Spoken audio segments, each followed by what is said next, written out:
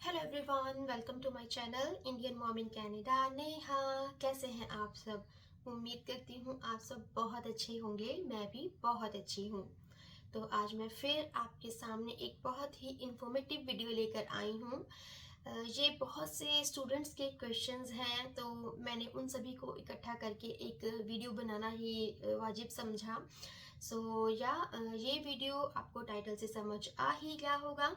तो इस वीडियो में मैं वो चीज़ें डिस्कस करूंगी कि जो भी इंटरनेशनल स्टूडेंट्स यहाँ पर आने वाले हैं या आ चुके हैं, प्लीज़ वो ये गलतियां ना करें कनाडा में आकर, नहीं तो आपको डिपोर्ट कर दिया जाएगा।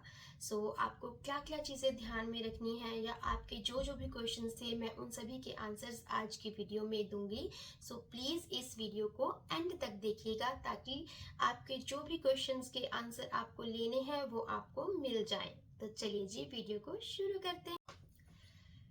पहला क्वेश्चन जो था वो था कि क्या कनाडा में जो स्टूडेंट्स हैं वो कैश पर काम कर सकते हैं? तो सिंपली इसका आंसर है नो। रीज़न मैं बताती हूँ। तो देखिए, जो भी स्टूडेंट्स कनाडा में आते हैं, अगर वो सोचें कि अभी हमारी स्टडी शुरू नहीं हुई है, या फिर अभी हमें टाइम है क्लासेस अटेंड करने के लिए, या हमारी सारी क्लासेस नहीं लगती हैं, तो हमारे पास टाइम है, तो हम कैश पर काम शुरू कर लेते हैं। प्लीज़ ऐसा मत कीजिएगा। एंड क्वेश्चन ये भी था इसके साथ साथ कि हम इस कैश मनी को क्या बैंक में डिपॉजिट कर सकते हैं? तो इसका आंसर भी नो है। वो भी बताती हूँ क्यों। देखिए, जो भी आप कैश अर्निंग करोगे और वो जो मनी है, अगर वो डायरेक्टली आप बैंक में जमा करवाओगे, करवाते रहोगे, बैंक अकाउंट आपका फिल होता रहेगा। देखिए, जब आपको पीआर लेने की बारी आएगी, सभी चीज़ें काउंट होंगी, हिसाब किताब लगाया जाएगा कि आपने कितने घंटे काम किया, आप ने कितना अर्न किया होगा, और उससे ज़्यादा मनी अगर आपके अकाउंट में पाई गई तो फिर आपके लिए बहुत बड़ी प्रॉब्लम होने वाली है। आपको पता भी होगा, जोबनदीप संधू, उनको कनाडा से डिपोर्ट कर दिया गया था इसी वजह से। प्लीज़, अगर आप सोच रहे हो कि मैं कनाडा जाकर कैश पर भी काम कर लूँगा, एंड अभी पहले तक क्या होता था कि 20 आवर्स स्टूडेंट्स काम कर सकते थे, एंड मैं वो 20 आवर्स भी काम कर लूँगा, तो ऐसा नहीं है।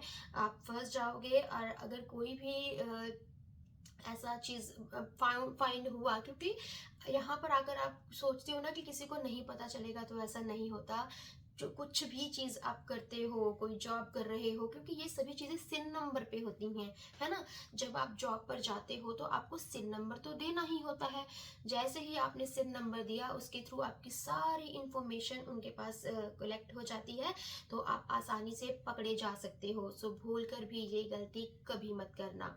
और हाँ, एक रिसेंट क्वेश्चन ये भी आया है कि अभी भी क्या स्टूडेंट्स 20 आवर्स ही काम कर सकते हैं, या बीच में ये भी आया था कि स्टूडेंट्स 40 आवर्स भी काम कर सकते हैं। तो अभी लेटेस्ट मैंने जो देखा है उसमें आया है कि स्टूडेंट्स हैं जो वो 30 आवर्स काम कर सकते हैं। इसका मैं सीधा एक सिंपल सा आंसर आपको देती हूँ। देखिए, ये अभी सभी चीज़ें ना कंफर्म नहीं है कि आप कितने घंटे काम कर सकते हो। तो आप जब कनाडा में आते हो एज अ स्टूडेंट, तो आप अपने कॉलेज में जाइए, उनसे पूछिए, उनको अपना कोर्स वगैरह जो भी होता है वो देखिए, एंड उसके बाद आप उनसे पूछ सकते हो कि अकॉर्डिंग टू दैट कोर्स मैं कितने घंटे काम कर सकता हूँ या कर सकती हूँ। वही घंटे आप चूज़ कीजिए अपने काम करने के। एंड हाँ, वो लिमिट ज़्यादा नहीं होनी चाहिए। अगर उन्होंने बोला है कि 20 आवर्स आप काम कर सकते हो, तो 20 से ज़्यादा काम मत करिए। इससे भी आपको वो पीआर लेने के टाइम पे जब हिसाब किताब होगा, सारा कुछ देखा जाएगा, अगर आपने ज़्यादा काम किया हुआ तो आपको वो डिपोर्ट कर देंगे। हमें इस तरह के रिस्क नहीं लेने हैं, ठीक है? सो जैसे स्टूडेंट्स को ब्रेक भी होती है, लाइक उनके जब सभी कोर्सेज कंप्लीट हो जाते हैं तो नेक्स्ट सेमेस्टर शुरू होने में, है ना, बीच में टाइम का गैप होता है, या फिर स्प्रिंग ब्रेक्स आ जाती हैं, विंटर ब्रेक्स आ जाती हैं। उस टाइम पे मुझसे पूछा गया है कि क्या स्टूडेंट्स फुल टाइम वर्क कर सकते हैं। सो यस, छुट्टियों के टाइम पे आप फुल टाइम वर्क कर सकते हो, उसमें आपको कोई भी दिक्कत आने वाली नहीं है। एंड जो नेक्स्ट क्वेश्चन है वो ये था कि क्या एक इंटरनेशनल स्टूडेंट वो फ्रीलैंसिंग कर सकता है। तो देखिए, फ्रीलैंसिंग अगर आप करोगे तो उसमें भी अगर आप अपना सिन नंबर दोगे, मीन्स आपकी जो मनी है वो आपके बैंक अकाउंट में आएगी, तो वो काउंट होगी ही। So this is same as cash पे काम करना हुआ, है ना, क्योंकि जहां पर सिन नंबर आया वहां पर आपकी सारी अर्निंग, आपने जो भी कमाया, आपने कितने घंटे काम किया, वो सब कुछ काउंट होगा।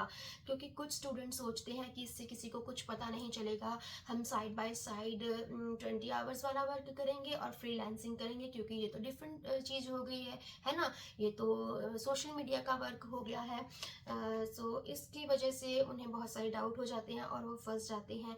सो प्लीज़ ऐसा मत करिए। हाँ, अगर आपको सिन नंबर नहीं देना होगा कहीं पे भी, वो काम आप कर सकते हो, पर प्लीज़ वो भी बहुत ध्यान से करिए, क्योंकि जब आप इतना पैसा इन्वेस्ट करके कनाडा में आए हो, इतना टाइम भी अपना इन्वेस्ट करते हो, तो उसका रिजल्ट आपको बाद में कुछ ना मिले, तो this is not worth for you as well as for your parents.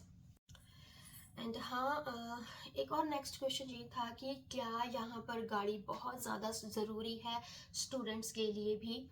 तो देखिए, ये इसलिए बोला जाता है क्योंकि कनाडा में विंटर बहुत ज़्यादा होती है।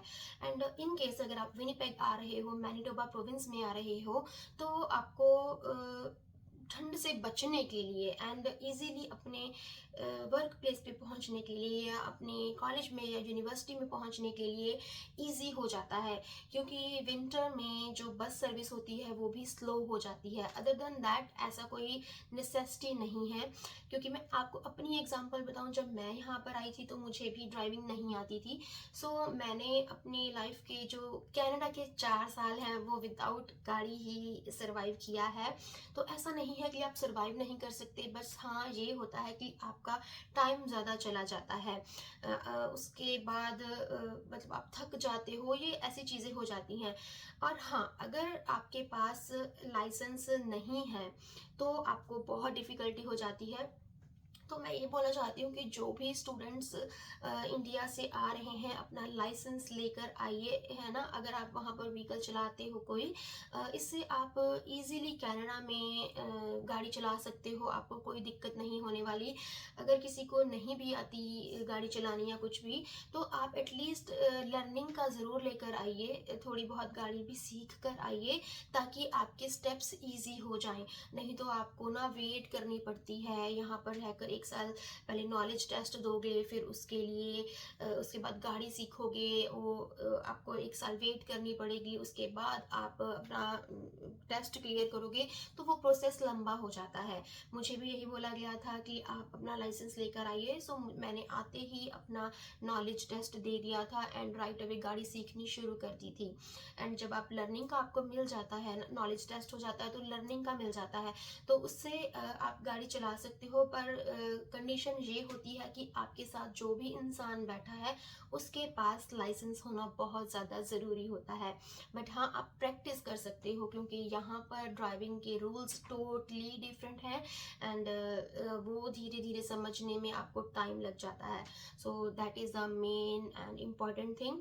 एंड हाँ, एक और चीज़ है कि जैसे बात शुरू हुई है कि क्या गाड़ी लेनी ज़रूरी है या नहीं। तो देखिए, अगर आपकी पॉकेट अलाउ करती है तो आप गाड़ी लीजिए, अदरवाइज़ आपको वेट करनी है। आते ही लोन पर गाड़ी मत लीजिए, क्योंकि बहुत सारे एक्सपेंसेस हो जाते हैं। सो अगर आप आते ही बहुत सारी चीज़ों पे इन्वेस्ट कर देते हो, आपको स्टडी भी करनी है, आपको जॉब भी करनी है, आपको गाड़ी भी मेंटेन करनी है, आपको रेंट पे करना है, तो मीन्स ग्रॉसरी के खर्चे। सो इससे आप पर इतना इतना बर्डन बढ़ जाता है, आप बहुत ज़्यादा बाउंड फील करते हो एंड बहुत ज़्यादा प्रेशर में आ जाते हो। समटाइम जो स्टूडेंट्स होते हैं वो डिप्रेशन में चले जाते हैं, क्योंकि स्टूडेंट कितनी उम्र का आता है, कम एज के आते हैं, मोस्टली 12th के बाद आते हैं या ग्रेजुएशन के बाद आते हैं। तो इंडिया में आपको पता ही है बच्चों पर इतनी रिस्पॉन्सिबिलिटी नहीं डाली जाती, और यहाँ पर आकर उन्हें सब कुछ खुद से मैनेज करना होता है। बहुत से बच्चे कर लेते हैं, मैक्सिमम बच्चे कर लेते हैं, बट जो नहीं कर पाते फिर वो डिप्रेशन में चले जाते हैं, या लाइक वर्स सिचुएशन, मैं नहीं बोलना चाहती, वो ऐसी चीज़ें कर लेते हैं जो उन्हें नहीं करनी चाहिए, जिससे फैमिली को भी दिक्कत आती है और उनके ऊपर इतना ज़्यादा कर्जा चढ़ जाता है। जो बच्चे थोड़ा सा हैंडल कर पाते हैं वो ठीक है, जो नहीं कर पाते वो या तो बैक होम जाने के लिए जिद करते हैं, क्योंकि डिप्रेशन इंसान को ऐसा घेर लेता है कि उनके पास कोई अपना नहीं होता। तो वो सोचते हैं कि नहीं, मुझे तो बैक होम जाना है, एंड फिर वो सारी मनी, सारा कुछ ऑल इन वेन। सो इस सिचुएशन से बचने के लिए स्टार्टिंग में यहाँ पर आकर अपने खर्चे कम रखिए, सिंपल लिविंग वाली जो थॉट है वो अपने माइंड में रखिए। स्लोली स्लोली आप जैसे जैसे स्टेप बाय स्टेप आगे बढ़ते जाओगे तो आपके लिए जो रास्ते हैं और भी खुलते रहेंगे।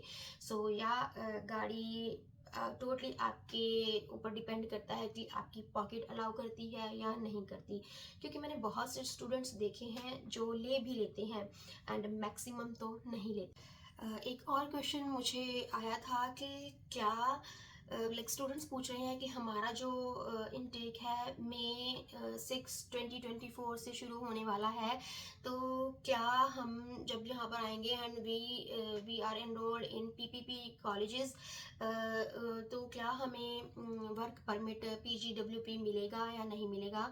सो देखिए, ये अनाउंस कर दिया गया है कि 15 मई 2024 से पहले जो भी अपनी स्टडी शुरू कर लेते हैं तो उनको पीजीडब्ल्यूपी मिल जाएगा।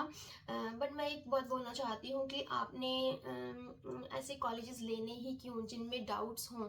आपको पब्लिक कॉलेजेस चूज़ करने चाहिए या पब्लिक यूनिवर्सिटीज़ चूज़ करनी चाहिए, जिससे आपको कोई परेशानी ही नहीं होगी, चाहे आप फिर 15 मई 2024 से बाद में भी आ रहे हो। बट हाँ, अगर आपने ले ही लिया है एंड 15 मई से पहले का आपका इनटेक है तो नो वरीज, आपको पीजीडब्ल्यूपी मिल जाएगा। इसमें आपको कोई भी दिक्कत नहीं होगी।